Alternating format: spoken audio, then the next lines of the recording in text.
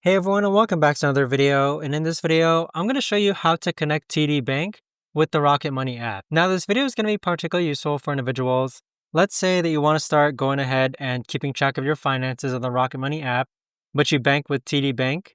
How do you actually go ahead and connect both of them together? This video is going to be short, sweet, and simple, guys. There's not going to be a lot of steps involved.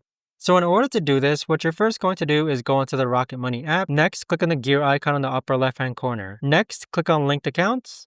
And then from here, you want to click on add institution. Now, once you click this here, you're going to see a list of banks.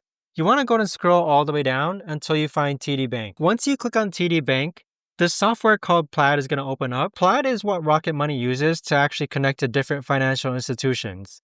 It connects it in seconds, and it also keeps your data safe.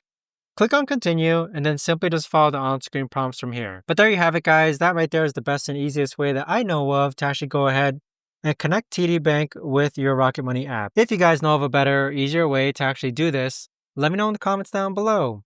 I would love to know. Thanks so much for watching, everyone, and I'll see you guys all in the next video.